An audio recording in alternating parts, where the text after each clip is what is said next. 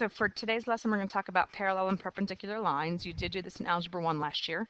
The slope of the line, which the symbol for it is m, is going to be the ratio of the vertical change to the ratio of the horizontal change. Understand that on a grid, on like a xy coordinate plane, that the vertical change is actually the y values.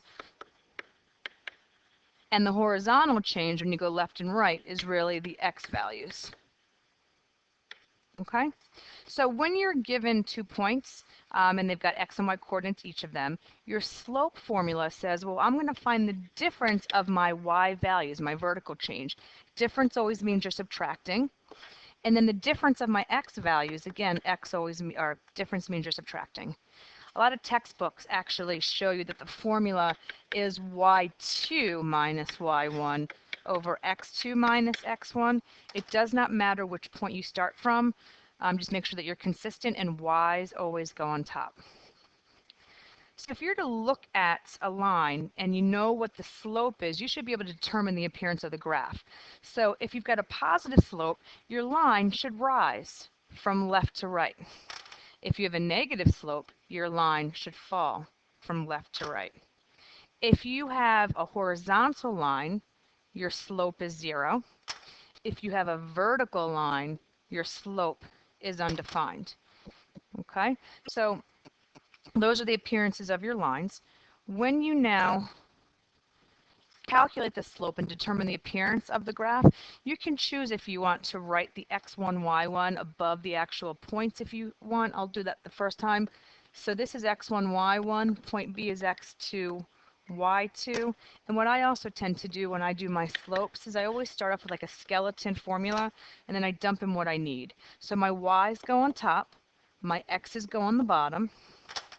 When I actually do the math, 3 minus negative 6 becomes 9, and negative 4 minus 2 becomes negative 6. It's always a good idea to simplify your slopes. So if this is a slope of negative 3/2, I know my line is going to fall from left to right. It's going to look like that. On the next one, if I again set up a skeleton formula and I dump in my y's on the top and my x's on the bottom, and then when we actually do the math, you're going to get negative 5 over negative 2, understanding that double negatives make a positive. Therefore, this line is going to rise from left to right.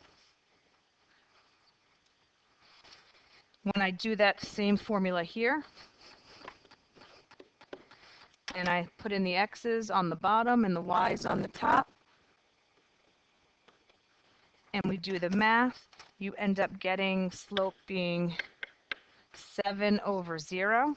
And in this case, this is undefined. Remember, you can never divide by a 0.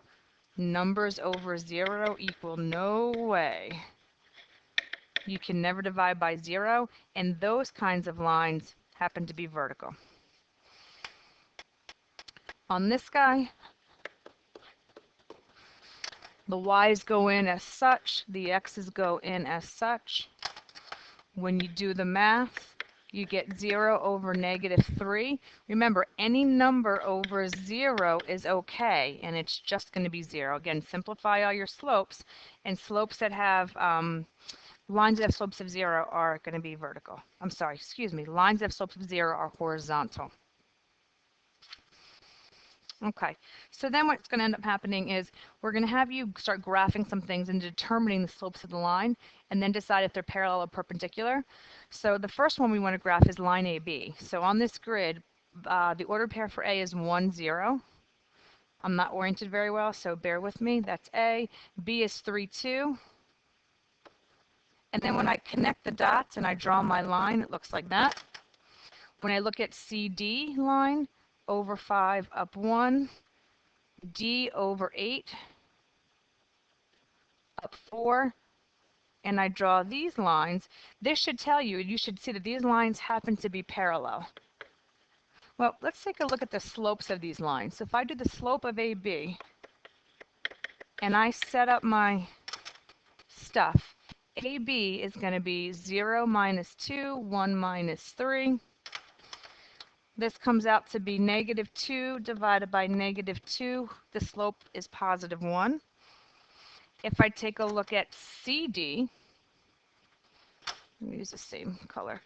If I look at slope for CD and I plug in those values, you're going to do 1 minus 4, 5, whoopsie, that minus is already there. 5 minus 8, that doesn't look so good. It's not a -8. Oh boy. Okay, so it's 5 minus 8, and you do the math here, you're going to get -3 over -3, but that still equals a +1. Notice how those slopes are the same. Let's take a look at the next part. We're going to graph these guys also and see what happens with them. So AE, so 1, 0. E is 3, 4. And then I'm going to connect the dots. And then BC, 1, 2, 3, 2. And then C, 5, 1. And I'm going to connect those dots. Well, those lines clearly intersect.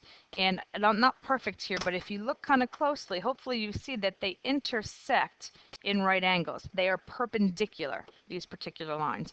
Well, let's calculate their slopes and see what comes out in terms of the comparison of the two sets of slopes. So if we want to calculate the slope, I could have left the M. If we want to calculate the slope of AE, we are going to dump in 0 minus 4. And then 1 minus 3, and we're going to get -4 over -2, which is just +2. And then if we find the slope of BC, we are going to dump in 2 and 1 and 3 and 5. And this is going to come out to be 1 over -2. Well, these slopes are clearly not the same. But if you compare them, and I'm going to make them both fractions, if you compare them and you see that you've got one slope is 2 over 1 and the other slope is -1 over 2, hopefully you notice that they are not just plain old reciprocals, but they're negative reciprocals. Okay, so these guys are negative reciprocals. And that's enough to tell you the difference between lines that are parallel and lines that are perpendicular, because parallel lines have the same slopes and perpendicular lines have negative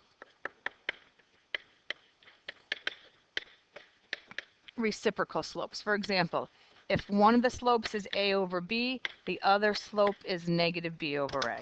Does not matter where the negative goes. It's just got to be the signs have to change, negative, and then the reciprocals, they flip. That's it. All right, so good luck with the homework.